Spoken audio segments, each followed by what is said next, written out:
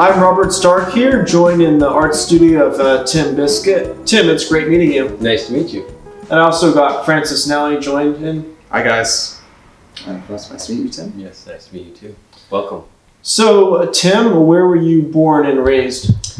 I was born in Los Angeles, in Santa Monica actually, raised in Woodland Hills / Malibu, kind of back and forth. I had grandparents that lived in Malibu.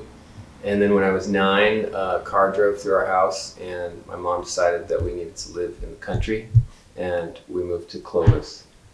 And near Fresno. Yeah. I briefly lived there. It's a rough place to be a 9-year-old and a teenager, but yeah, it was interesting.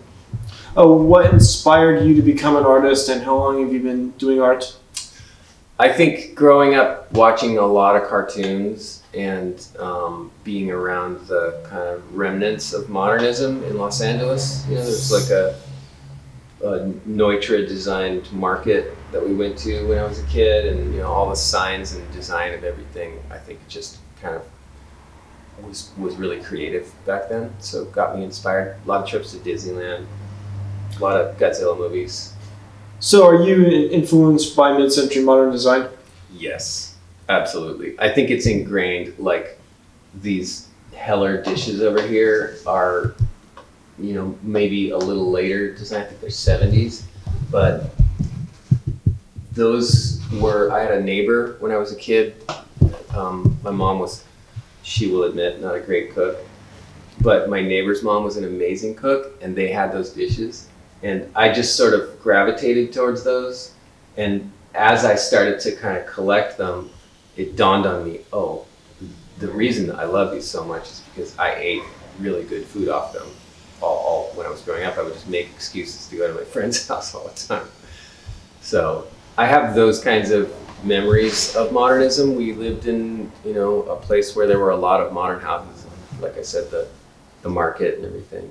So I think it's just those sort of large expanses of glass and everything. I live in a mid-century modern house, and it feels like home to me, Tell us about your music, and does your music influence your visual art? I think it all feels like it's just part of the same aesthetic idea in some way. I tend to experiment a lot and kind of refine my ways of working so that it feels organic, and I do the same thing with playing music. I use a lot of tape loops and electronics, and I play drums, and I do it all in a way that is not like a difficult process, but sort of very specific. There's difficult parts about it, I used to edit. I used to do tape splicing and build these enormous tape loops, and then do multi-track recording on the tape loops. And so I guess it is pretty technical, but it's like a very specific kind of technical. I never I use a very old version of Illustrator in my computer. I don't want a lot of technological advances to happen in my technology. So I think that's why I gravitate towards those teenage engineering things, because they're so intuitive and they're limiting in a way. I used to use a Porta 2 4-track tape machine and a 4-track reel-to-reel when that's kind of all I could get at the time, but I would ping pong things back and forth and end up with these crazy edited, orchestrated pieces of music that I like working with limitations, Tell us about your background in animation. So I went to art school, and I really didn't like the way that art school in the 80s looked at art. It made me not want to be an artist. I left art school feeling like, well, I guess I'm not going to do that. And then I did music for a long time, and the thing that got me back into art was I was really enjoying doing album covers for the music projects that I was doing, and I had a label and everything. And then when I saw Ren and Stimpy, I was like, oh my God, that's got everything that I always wanted from art in it. And it got me inspired to start drawing again. And it just seemed like a natural transition into animation. And then when I got into animation, it was like what I always wanted from art school, which is just learning to draw really well. And, you know, I got paid to do it. So it was great. I did it for 6 years, and I worked in pretty much every studio in Los Angeles and got a great education out of it, I think. How would you define your artistic style, and what do you mean by the term Baroque modernism? Ooh, yeah, that's a good one. So the guy who coined that phrase was he owned a vintage furniture store, and I ran into him. God, I can't remember the guy's name now. But we were at a modern furniture show in Palm Springs, and he just said, you know, I think your work is Baroque modernism. And I was like, of course, that makes so much sense, because I have the sort of this tendency to work with shapes that fit with modern architecture and things like that. A lot of, you know, if you look at Corbusier and all these, you know, famous architects, they usually either created their own art to go in their places, or they found art that was very modern and very, you know, gooey and sort of, you know, stretched out forms, and so I think in those terms. I work in those with those shapes a lot, but then I have this kind of sense of I always want to add little details to things, these little frilly, you know, little lines and everything. And so if I really kind of do what I'm driven to do, if I make if I keep working on things, they end up having those kind of spacey shapes with tiny little kind of micro blobs and curly things and frilly little decorations all over them. And so I think it's kind of like modernism without minimalism, right? So it's maximum modernism, and Baroque design, you know, was just this crazy overabundance of details. Tell us about your interest and inspiration from Japanese monster toys. So, growing up watching Godzilla movies on TV, I was kind of I loved them, but I also had horrible nightmares all the time. So it was like that combination of being afraid and entertained, and seeing clearly that it's a guy in a suit. It's not really like, I wasn't really afraid that they were real. It's just the kind of image that they created, the feeling that they created was really appealing to me in a sort of weird way. And I never really thought about toys much. I really wasn't a toy guy until I started working in animation, and Craig McCracken, who did, you know, Powerpuff Girls and all that stuff with Gendy, had these two Japanese vinyl toys in his office, and I saw them, and they were like gargantuas, you know, and I was like blown away. I was like, they were just so horrible looking and so satisfying in how gross they looked, and it made me want to make things like that. And so I kind of have always thought, you know, I want to make toys that are that place between scary and goofy and stupid looking. You know, I like that little spot right in there. So that's what got me into toys.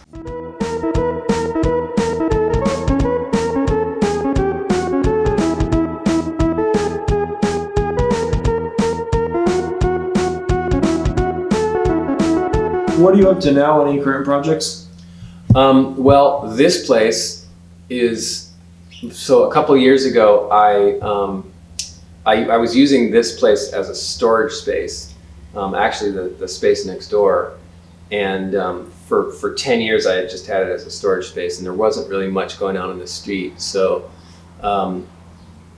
I did a project in Miami, the one I was telling you about. It was called The Dog, and it was a bar that I just took over the entire bar and covered it with art. And I really, the way that whole project came together was very impromptu. And so when I came back from doing that project, I just decided to not have a plan, but just to come down here and make something happen in this space.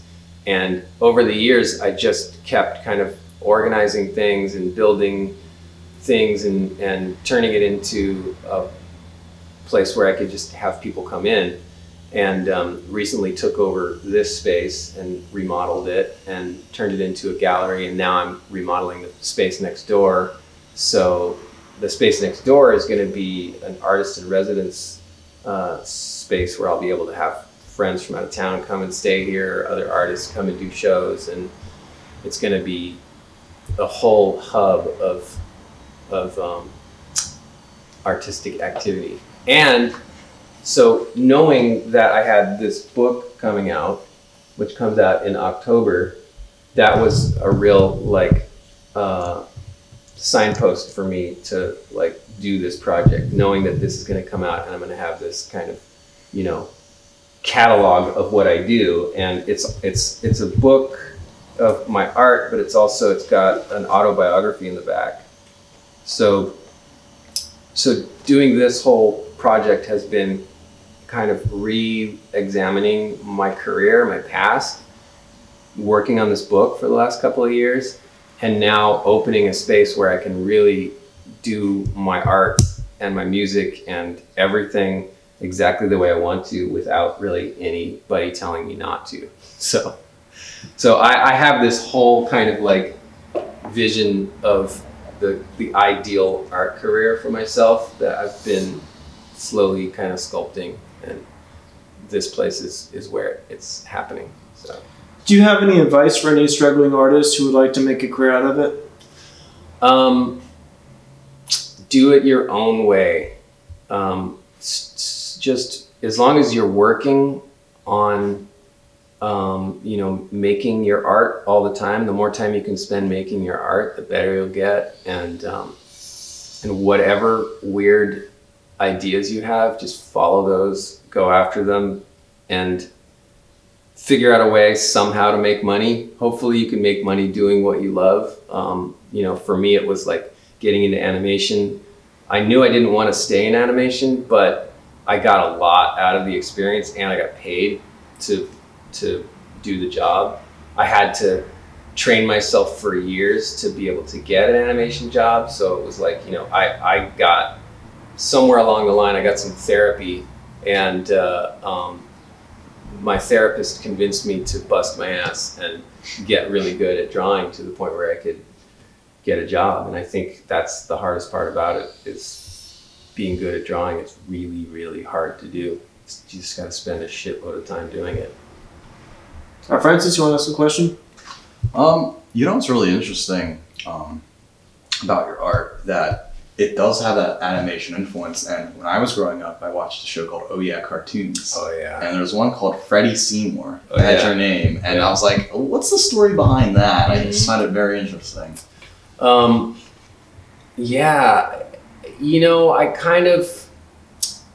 I think Gerald McBoing Boing was a real inspiration. That sort of way of storytelling that was really taking a simple idea and making it really graphically simple as well. And I went into that with this idea that it's just a kid who makes up these insane lies, and it's just visual storytelling of his insane stories.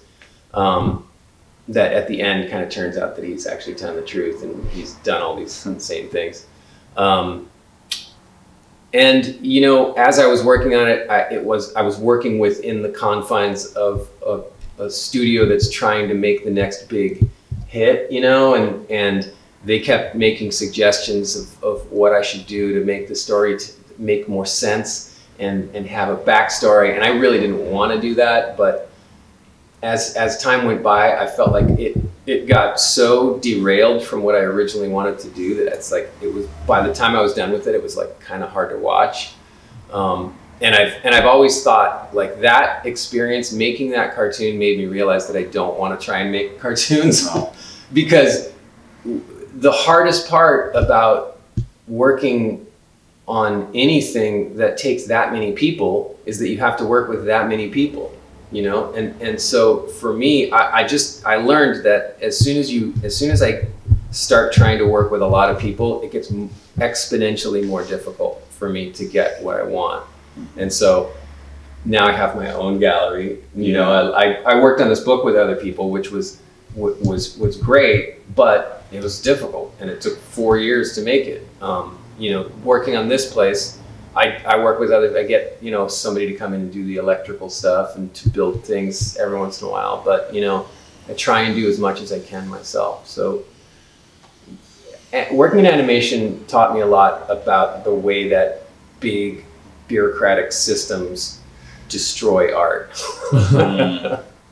You know, it led me to be independent. Sure. Yeah. Well, it's interesting because you have shows like Samurai Jack, which is very successful, and they had a 5th season. Yeah. And a lot of people can watch that and think it's like your art, but it's actually kind of, people are still interested in huge animation projects if having the money and funds to do so. Yeah.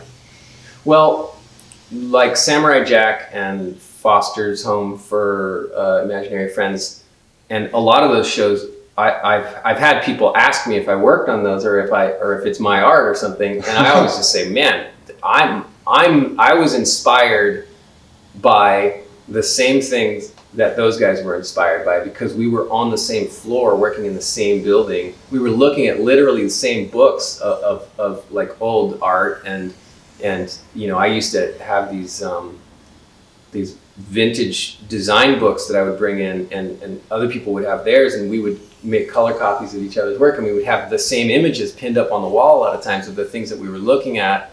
And so the inspiration was the same. We were all coming from the same place. And so all those shows I worked on a show called Time Squad.